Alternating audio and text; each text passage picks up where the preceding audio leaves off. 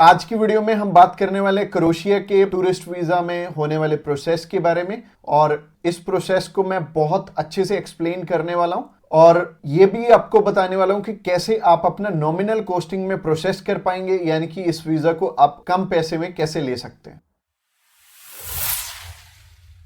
Subscribe कीजिए हमारे इस चैनल को और टूरिस्ट वीजा में आने वाले अपडेट्स के बारे में अप टू डेट रहिए। तो चलिए अभी शेनेगन कंट्रीज की बात कर लें। तो शेनेगन कंट्रीज 27 कंट्रीज हैं और 27 कंट्रीज की प्रोसेसिंग सेम है। और चाहे आप इंडिया से अप्लाई करना चाहते हो, चाहे आप यूएसए से करना चाहते हो, चाहे आप न्यूजीलैंड से करना चाहते हो, चाहे सिंगापुर से, चाहे दुबई से, इनका प्रोसेसिंग का जो सिस्टम है वो सेम है। क्योंकि हमारे पास जो केसेस होते हैं सिर्फ इंडिया से नहीं होते, हमारे पास कुछ एक केसेस यूएसए से, फ्रांस का भी कुछ टाइम पहले अप्लाई किया था। इसके अलावा न्यूजीलैंड से और अलग अलग कंट्रीज से हम वीजा अप्लाई करते रहते हैं। जितनी भी, चाहे यूएसए भी है, यूएसए में भी प्रोसेस सेम रहेगा जो कि आपको इंडिया में रहेगा। और कोस्टिंग वहां पे भी सेम है, यहां पे भी सेम है, क्योंकि 80 यूरोज ही आपकी एम्बेसी फीस है जब आपने अप्लाई करना है। तो कोस्टिंग मेरे को पता है आपके लिए मैटर नहीं करती है। कोस्टिंग से पहले आपके लिए एक चीज मैटर करती है। आप चाहते हो कि जब भी आप टूरिस्ट वीजा का प्रोसेस करो तो आपका वीजा लग जाए, आपका रिफ्यूजल ना आए। और इसके पीछे आपके जितने मर्जी, अगर आपको कंसल्टेंट को पैसे देने पड़े तो आप पे करने के लिए भी रेडी हैं। बट मैं आपको एक चीज बताना चाहूंगा कि कंसल्टेंट आपकी हेल्प करे ना करे, हम आपको आपकी रिक्वायरमेंट पूरी करने में पूरी हेल्प करने वाले हैं। और एम्बेसी में सिर्फ और सिर्फ आपके डॉक्यूमेंट ही जाने हैं, आपने नहीं जाना। तो मैटर करेगा कि आपका जब प्रोसेस हो रहा है तो वो कंप्लीटली प्रोसेस आपका स्टेप बाय स्टेप रहे कि सबसे पहले आप अपनी रिक्वायरमेंट जान लो और रिक्वायरमेंट जानने के बाद उसे पूरी कर लो, उसके बाद ही फिर आगे प्रोसेस करना। तो अगर आपको रिक्वायरमेंट अच्छे से समझ में नहीं आ रही, क्योंकि बहुत क्रिटिकल होती है रिक्वायरमेंट समझना और पूरी करना, तो आप ऊपर आई बटन पे एक क्लिक करके आप हमारी रिक्वायरमेंट वाली वीडियो भी चेकआउट करना। तो चलिए अभी प्रोसेस के बारे में बात कर लेते हैं कि प्रोसेस क्या रहेगी आपकी और कितना आपका अमाउंट इसमें जाने वाला है और कैसे कैसे आपके पैसे लगेंगे जब आप हमारे थ्रू अप्लाई करोगे। तो सबसे पहले हम आपकी इवैल्यूएशन करेंगे और इवैल्यूएशन करने के बाद अगला स्टेप हमारा होगा कि हमने आपकी वीएफएस की अपॉइंटमेंट लेनी है। वीएफएस की अपॉइंटमेंट लेने के लिए दो चीजें चाहिए होंगी, एक तो पासपोर्ट और दूसरे VFS charges. VFS charges near about 2000 rupees होते हैं। तो आपने 2000 रुपीज सेंड करने हैं, हमने आपकी वीएफएस की अपॉइंटमेंट कर देनी है।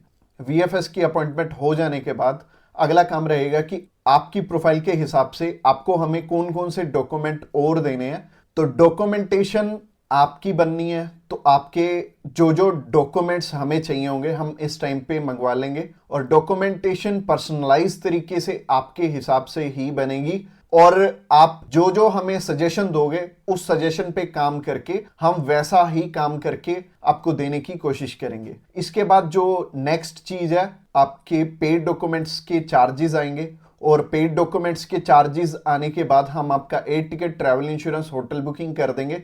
और ये तीनों चीजें सिमिलर डेट की होनी चाहिए, तो ये इकट्ठी ही हम आपकी करेंगे और इस टाइम पे आपको 3500 रुपीज पे करने पड़ेंगे। उसके बाद ये आपका काम स्टार्ट हो जाएगा। इसके बाद आपका cover letter, visa application form और आइटनरी भी बन जाएगी।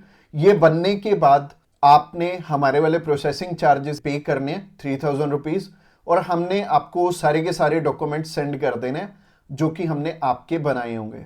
और इस टाइम पे हमारी टीम आपको अच्छे से समझाने वाली है कि ये डॉक्यूमेंट्स तो हैं, इसके अलावा आपने अनदर और कौन कौन से डॉक्यूमेंट्स आपको चाहिए होंगे। तो आपने करना क्या है, एक तो आपने अपना कवर लेटर उठाना है, उसमें सारे ही रिक्वायर्ड डॉक्यूमेंट्स हमने स्टेप बाय स्टेप लिखे होंगे कि नंबर 1 पे आपकी अपॉइंटमेंट आएगी, नंबर 2 पे आपका कवरिंग लेटर आएगा, नंबर 3 पे आपका वीजा एप्लीकेशन फॉर्म आएगा, नंबर 4 पे आपकी आइटनरी आएगी, नंबर 5 पे आपकी होटल बुकिंग आएगी, उसके बाद आपकी एयर टिकट आएगी, उसके बाद आपकी बैंक स्टेटमेंट जाएगी और अपनी ऑक्यूपेशनल डॉक्यूमेंट्स जाएंगे, आईटीआरस जाएंगी। तो स्टेप बाय स्टेप जितने भी डॉक्यूमेंट्स हैं हमने कवर लेटर में लिखे होंगे, आपने उसी हिसाब से उसी लाइन में आपने लगा के एम्बेसी में भेजने हैं। क्योंकि कवर लेटर सेकंड नंबर पे होगा और कवर लेटर आपका बहुत अच्छे से वो पढ़ते हैं, कवर लेटर के बेस पे ही आपको वो वीजा देते हैं। आपको आपके डॉक्यूमेंट्स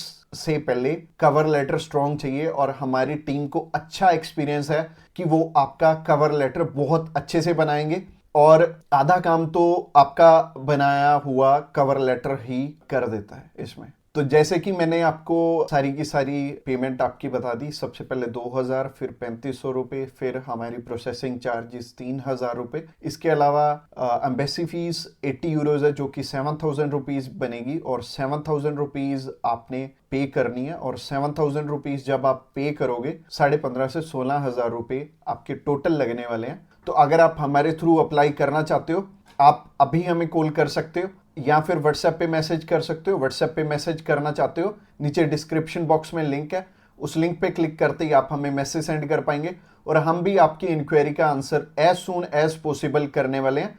और एक चीज की मैं आपको एश्योरिटी देता हूं कि आपका जब भी हम अप्लाई करेंगे अच्छे से सारी डॉक्यूमेंटेशन पूरी करवा के ही अप्लाई करेंगे।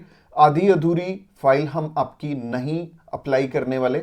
तो चाहे आपने ये प्रोसेस शुरू करवाना है, हमारा ऑफिस सिर्फ अभी पटियाला में है और पटियाला से हम ऑनलाइन सर्विसेज दे रहे हैं पूरे इंडिया में, इवन आउट ऑफ इंडिया हमारे बहुत सारी कंट्रीज में लोग जो हैं हमारी सर्विसेज ले रहे हैं। जैसे कि दुबई से काफ़ी सारे हमारे क्लाइंट हैं, इसके अलावा यूरोपियन काफ़ी कंट्रीज है, जैसे कि साइप्रस से बहुत सारे क्लाइंट हैं, इसके अलावा सिंगापुर से बहुत सारे क्लाइंट हैं और न्यूजीलैंड से हैं, यूएसए से हैं, कनाडा से हैं। हमारा काम सिर्फ इंडिया में नहीं, और कोस्टिंग सिमिलर ही रहेगी, चाहे आप इंडिया से अप्लाई करें चाहे आप आउट ऑफ कंट्री हैं, वहां पे भी वीएफएस के चार्जेस सेम है, एम्बेसी फीस सेम है, हमारे चार्जेस भी सेम है। तो बहुत सही रहने वाला है। जब भी आपने ये टूरिस्ट वीजा अप्लाई करना है तो आप हमारे थ्रू कर सकते हैं। और वीजा की ऑनलाइन सर्विसेज में हम बहुत अच्छा काम कर रहे हैं इस टाइम, और इवन हमें काफी सालों का एक्सपीरियंस भी है और एक एक्सपीरियंस स्टाफ ही आपकी सारी डॉक्यूमेंटेशन करेगा। और रिक्वायरमेंट वाली वीडियो में तो मैंने रिक्वायरमेंट अच्छे से बता ही रखी है, ये वीडियो देखनी भी जरूरी है। तो अगली वीडियो ये है कि आपने जब भी टूरिस्ट वीजा अप्लाई करना है तो आपको किन किन चीजों का ध्यान रखना है कि आपका रिफ्यूजल ना आए। तो अगली वीडियो में मैंने आपको बहुत अच्छे से इलेबोरेट कर रखा है कि आपका किन किन कारणों से एम्बेसी रिफ्यूज करती है। Thanks a lot for watching this video till the end, और मिलते हैं नेक्स्ट टाइम अगली वीडियो में। एंड स्क्रीन पे क्लिक करते आपको वो वाली वीडियो भी मिल जाएगी। Thanks a lot.